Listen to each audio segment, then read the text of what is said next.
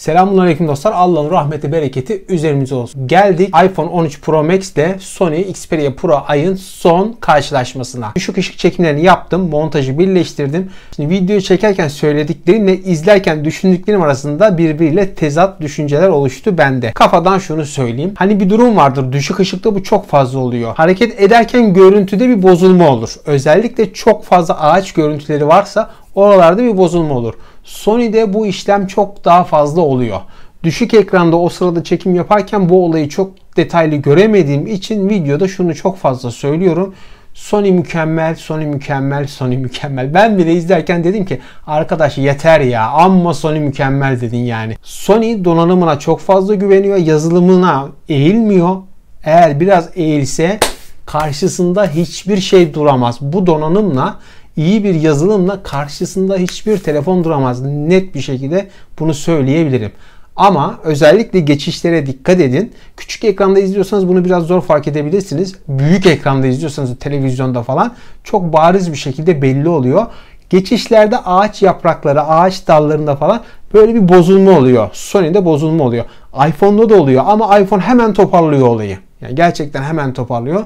Gerçekten sağlam bir yazılım var.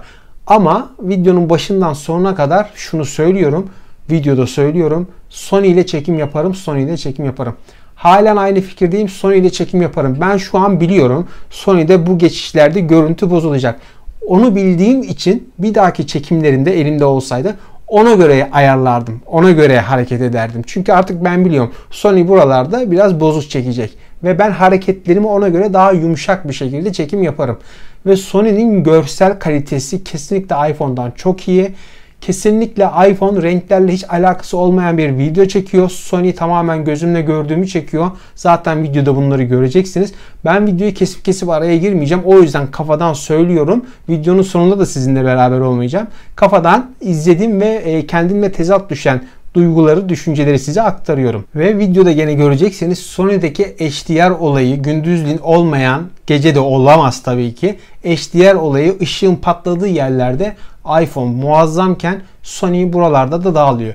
Yani Sony yazılımla bir HDR'ı kesinlikle halletmeli. Evet, ben profesyonel insanlara yönelik bir telefon yaptım.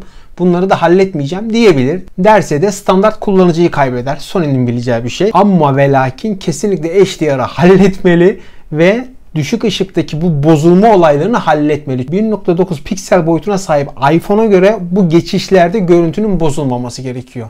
iPhone bozulmuyorsa, daha doğrusu iPhone az bozuluyorsa Sony'nin hiç bozulmaması gerekiyor. Benim gözümde iki tane hata var. O da bunlardı. Bunları kafadan söylemek istedim. Çünkü videoyu izlerken bu durumu çok fazlasıyla gördüm. Kahretsin dedim yani. Sony buraları halledememiş. Onun harici kesinlikle ve kesinlikle videoda da söylüyorum, bir daha söyleyeceğim. Hataları bildiğim için Sony ile video kaydını yaparım. Çünkü gerçek görüntüyü kaydediyor. Fotoğraf konusunda da şunu söylemek istiyorum. Fotoğraf çekimlerinde de kesinlikle Sony gerçek görüntüde, iPhone alakası olmayan görüntülerde fotoğraf çekimi yaptı. Yani renkler çok yanıltıcı iPhone'da. Onu da atlamayalım. Dedikten sonra merak ettiğinizi biliyorum. Haydi videoya başlayalım. Videonun sonunda olamayacağım, kusura bakmayın. Kendinize dikkat edin. Allah'a emanet olun. Hoşça kalın. İyi seyirler.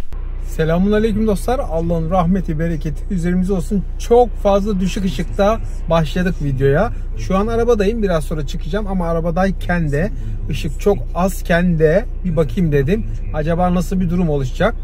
Tabi Sony'nin şimdi öz çekim kamerası zaten hani çok böyle büyük bir şeyler beklemiyoruz. Zaten büyük bir şey beklemediğimizi de gösterdi. Birincisi çok dar bir açı çekiyor Sony'nin kamerası.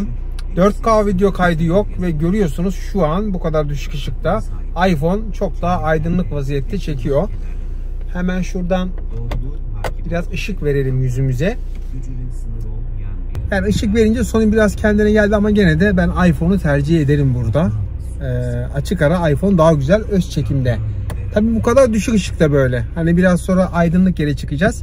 Bir de öyle bakacağız. Peki bu düşük ışıkta ana kameraya geçip ana kameradaki durum nedir? Arabanın içi nasıl gözükecek? Ambiyansımız nasıl gözükecek bir bakalım. Evet, şimdi böyle baktığım zaman Sony inanılmaz net, aydınlık. Ya aydınlık demeyeyim, net ya. Çok net çekiyor. Gerçekten ana kamerada 1 inç sensör. Şu an şok vaziyetteyim. Oo, nasıl bir karşılaştırma bizi bekliyor acaba dışarıda? Gerçekten cam gibi. Evet, mesela şuralara baktığımız zaman Sony buralarda biraz daha koyu çekmiş. iPhone biraz daha aydınlık. Mesela bakın şuradaki tuşlar falan iPhone'da daha bir belli. Sony o yüzden bu kadar net gözüküyor. Çok net gözüküyor. Gerçekten çok net. Dışarı çıktığımız zaman zaten büyük ihtimalle fark çok belli olacak. Kadranlara baktığım zaman iPhone'da şurada bir ışıkta böyle bir puslanma var. Ama Sony çok güzel gösteriyor. Şöyle. Peki bu kadar düşük ışıkta acaba benim yüzüm nasıl çıkacak? Tabii ne kadar çıkacak bilmiyorum. Şu an umarım çıkıyorumdur. Acaba nasıl çıkıyorum? Ben de izlerken göreceğim. Hemen şuradan biraz ışık vurduralım. Bu da ışıklı halimiz. Şimdi dışarı çıkalım. Dışarıda devam edelim. Öz çekimle dışarıda devam edelim. Işığımızı kapatıyoruz ve dışarı çıkıyoruz. Evet, şu an dışarı çıktık. Hemen üst tarafta şöyle bir aydınlatma var. Yüzüme vursun. Yüzüme vursun. Ya öz çekimde iPhone gerçekten boy fark atıyor Sony'ye. Sony'nin zaten öz çekimde bir iddiası da yok. Şöyle arkadan arabalar geçsin. Yani bir iddiası da yok. İddiası olmadığı için hani kötü de olsa çok da önemli değil. Çünkü burada önemli olan Sony'nin ana kameradaki performansı acaba nasıl olacak? Mesela şu an arkamdaki şu ağaç, tabii ben çıplak gözle çok net görebiliyorum bu ağacı. Sony'nin ana kamerasında da büyük ihtimalle bu ağaç çok net çıkacaktır diye düşünüyorum. Bir daha söylüyorum. Öz çekimde Sony Full HD, iPhone 4K, ana kamerada iki telefonda 4K 30 FPS video kayıtları yapılacak. Bilginiz olsun. Yani böyle bir ön kamera bir arka kamera yapacağım. Arka kameraya geçtiğim zaman unutmayın yani 4K 30 FPS. Ön kameraya geçtiğim zaman iPhone gene 4K 30 FPS. Sony Full HD. Hadi o zaman arka kameraya geçelim. Şu ağaca bir bakalım. Evet, şu an ana kameraya geçtim. Ana kamerada yolu göstermek istiyorum. Geçen arabaları falan göstermek istiyorum. Şimdi şunu şöyle rahatlıkla söyleyebilirim. Benim gözüm ne görüyorsa şu an Sony onu çekiyor. Dolayısıyla çok net. iPhone görüntüyü açtığı için Sony'ye göre net gibi gözükmüyor. Ve şu ağaca hemen bakmak istiyorum. Aynen dediğim gibi. Sony inanılmaz net, cam gibi, ayna gibi, su gibi. Çok iyi. Işığın olduğu yerde Sony çok iyi. Ama böyle ışığın az olduğu yerlerde, mesela o uzaktaki ağaçlara baktığımız zaman iPhone'da çok daha net gözüküyor. Ama şunu şöyle söyleyeyim. Ben gözümle baktığım zaman da Sony'de gördüğümden biraz daha koyu gözüküyor. Sony'de, şu arabalar geçsin, Sony'de biraz aydınlatmaya çalışmış ve görüntüyü kirletmeden aydınlatmış. Peki titreşim engelleme nasıl? Deneyelim. 3, 2, 1. Şu an iki telefonla da titretiyorum. Bayağı sallıyorum aslında, titretmiyorum. Bir daha şu ağaçları göstereyim. Bakın bu ışıkların vurduğu zaman, lenslere vurduğu zamanki ışık yansımaları oluyor. İki telefonda da bu durum söz konusu. Direkt ışığa bakalım. Yani evet, gördüğünüz gibi Sony'deki biraz daha düşük. Lensler burada işe yaramış gibi gözüküyor. Ama netlik olarak Sony çok hoşuma gitti. Şöyle biraz da yürüyelim. Ve beyaz ışığa doğru gitmek istiyorum. Bir de beyaz ışıktaki duruma bakalım. Gerçekten Sony'nin görüntüsü çok güzel. iPhone'daki görüntüye baktığım zaman evet bu bir telefonla çekilmiş derim. Ama Sony'deki görüntüye baktığım zaman acaba derim yani bu bir telefon mu yoksa bir hani profesyonel bir makine mi?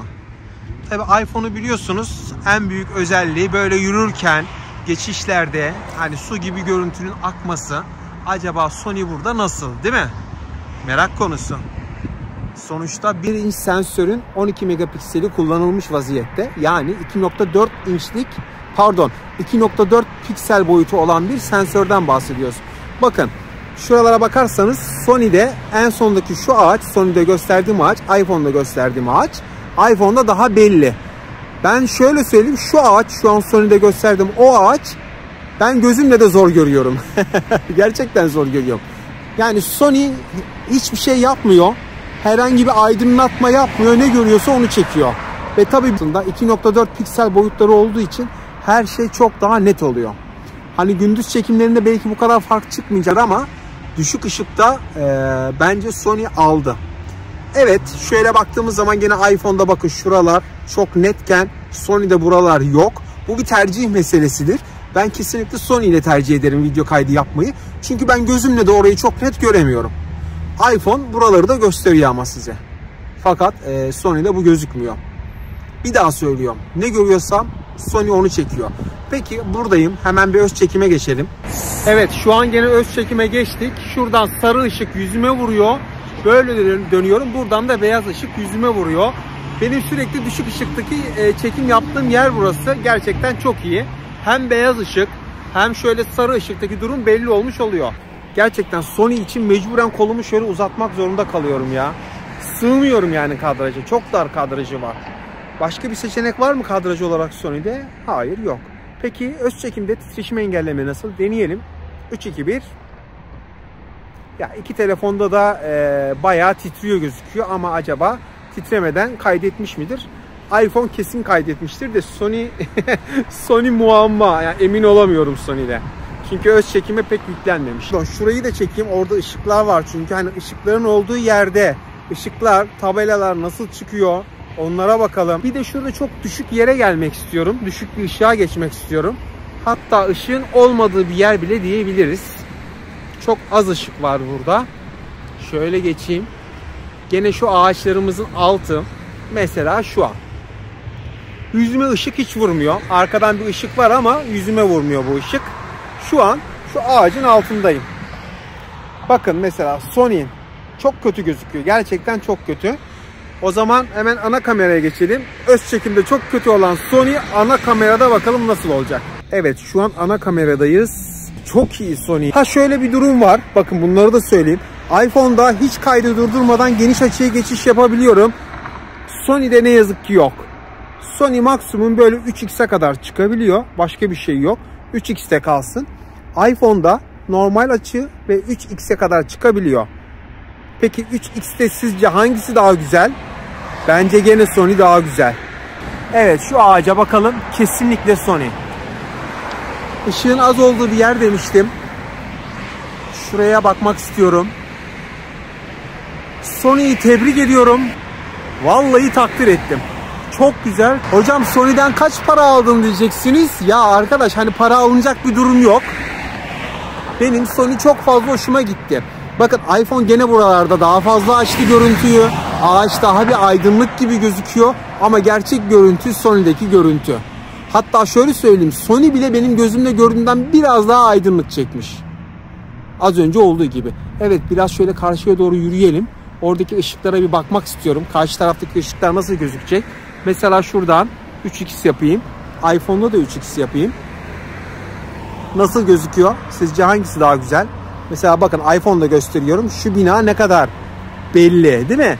Sony'de ise belli değil. Çünkü ben gözümle de o binayı göremiyorum. Siyah gözüküyor. Gene aynı şeye geliyoruz. Sony her şekilde gözünüzde ne görüyorsa onu çekiyor. Abartmıyor, kötü çekmiyor, çok iyi çekiyor. Biraz daha yürüyeceğim, hatta karşıya geçeceğim, bir de öyle bakacağım. Acaba nasıl? Evet, şu an karşıya geçtim. Şu tabelalara bakmak istiyorum. Hem tabela hem de arka taraf. Mesela tabelanın olduğu yer çok aydınlık. Tabii ki net çıkar. Arka taraf biraz daha böyle kötü çıkması lazım. Ama iPhone'un kadraja bakarsanız her şey çok daha güzel gözüküyor. Bir daha söylüyorum. Burada Sony benim gözümde gördüğüm gibi çekiyor. Hani bunu videoda çok tekrarladım. Hani kusura bakmayın. Ara ara tekrarlamam gerekiyor. Çünkü biliyorum ki videoyu çoğu izleyen insan hep ileri aldırarak izliyor ne yazık ki. Ve benim söylediğim bazı şeyleri kaçırıyor. Mesela şuraya bakarsanız çerçeveler bile belliyken Sony'de o çerçeveler belli değil. Burada iPhone büyük ihtimalle HDR'ı devreye soktu. Ne yazık ki Sony'de HDR devreye girmiyor. HDR çünkü Sony'de manuel, yani elinizle açıp kapatabiliyorsunuz. Bakın şu tabelada ışık yanmıyor. Ben iPhone'da orayı görürken Sony'de göremiyorum. Ama ben şu an çıplak gözle de orayı görebiliyorum. Evet, şu an o ışıkların olduğu yere geldik. Mesela şuraya baktığınız zaman acaba iç mekan nasıl gözüküyor telefonlarda? Yani şöyle ışıklar var ama bir de içerisi nasıl gözüküyor, değil mi? Şu an çok net belli olamıyor ama sanki iPhone bu işi daha iyi beceriyor. Neden? Çünkü HDR devreye giriyor. iPhone'da böyle bir durum var. Ne yazık ki Sony'de yok. Araçları görüyorsunuz. Araçlar benim gözümde gördüğüm gibi. Ya Sony benim gözümde gördüğüm gibi çekiyor. Fakat iPhone böyle ters ışık olan yerlerde HDR da iPhone'da devreye giriyor ve Sony'nin aslında önüne geçmiş oluyor. Az önce dediğim yer burasıydı. O ışıklar vuruyor, mekanlar nasıl gözüküyor. İşte buralarda iPhone bence öne geçiyor. Halen mi Sony ile çekim yaparsın diyeceksiniz. Ya ben gene Sony ile çekim yaparım. Çünkü bu tip yerlerde Pro modları devreye sokarım. HDR'ı devreye sokarım. HDR'la bir video kaydı yaparım. Bir de şunu bir daha göstermek istiyorum. Maksimum ne kadar zoom yapabiliyoruz. Bir daha gösteriyorum. Sony'de 3x'e kadar çıkarken iPhone'da kafadan 3x'e kadar çıkıyorsunuz ve elinizle şöyle 9x'e kadar yaklaştırabiliyorsunuz. Ama görüntü kalitesi tabii bu kadar düşük ışıkta kötü. Şimdi öz çekime geçeyim. Evet, durum bu. Düşük ışıktaki performansları bu. Öz çekimde kesinlikle iPhone. Yani hiç tartışmaya gerek yok. Ana kamerada Sony benim daha çok hoşuma gitti. Evet, böyle ters ışık olan yerlerde iPhone daha öne geçse de Sony'nin Pro modları sayesinde çok farklı videolar çekebiliyorsunuz. Pro modları burada test yapmıyoruz. Şu an sadece otomatik. Normal benim gibi ya da sizin gibi standart kullanıcılara göre acaba Sony nasıl, ona bakmış oluyoruz. Pro modlar, profesyonel modlar gerçekten sağlam profesyonellik isteyen modlar. Yani sizin elinizde, benim elimde ya da öyle söyleyeyim benim elimde çok iyi videolar çıkmayabilir. Gerçekten bu işin hakkını veren insanların elinde Sony Pro I efsaneler çekebilecek videolar çekebilir ki az önce çektiğim düşük ışıktaki sensörün kalitesi bunu bana gösterdi. Ben anladım yani. Öz çekimde zaten Sony'nin iddiası yoktu. Evet dostlar, durum bu.